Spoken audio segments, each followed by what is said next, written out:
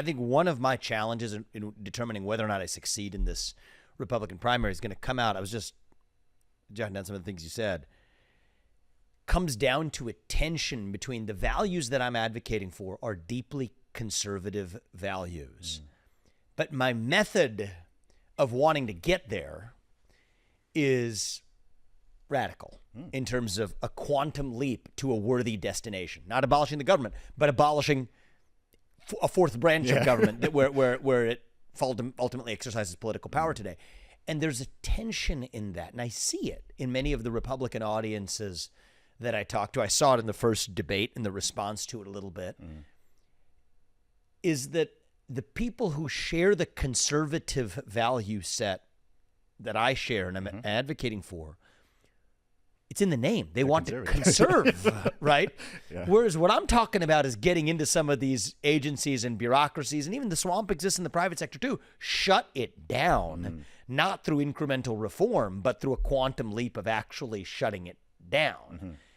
And so that is, I think, a methodology that is inherently in tension with the people who want to conserve rather than drive radical change. Yes.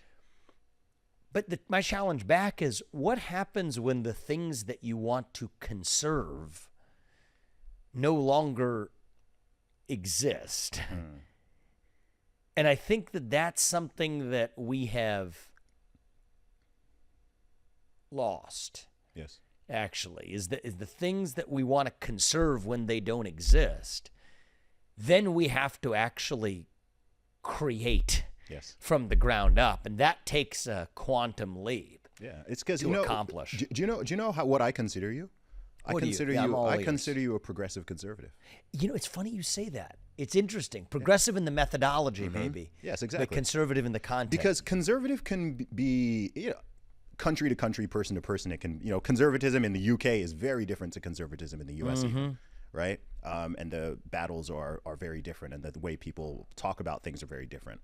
But I think there's sort of two fundamentally different ways to understand conservatism. I think your approach is almost looking back at what the principles the USA was originally founded upon, like those core ideas and values, and wanting to cut off the stuff that is not in line with that. So it's like a libertarian approach. It's leaning it all down and going back to the origination point, right? Whereas for other people, conservatism means maintaining the status quo.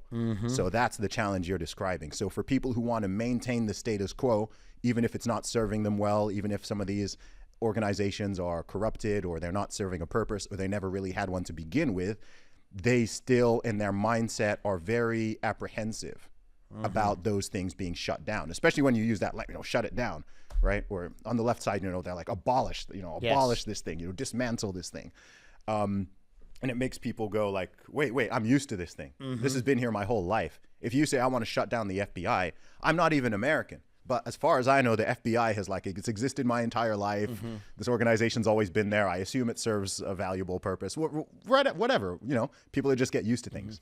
And so if someone says that, it's like there's a natural reaction to it. But I think that's perhaps a battle that's going on even within conservatism itself. You have the sort of conservatives, and then you have more like progressive conservatives who are like, no, I want change, and I want massive change to achieve what conservatism was originally supposed to be. And that's a challenge. It's an inherent challenge, but I think that my view is we're not going to get to that destination incrementally. Not in the moment we're in. I think there might have been points in our history where that was true. But even if you think about this issue of taking on the administrative state, it's hard.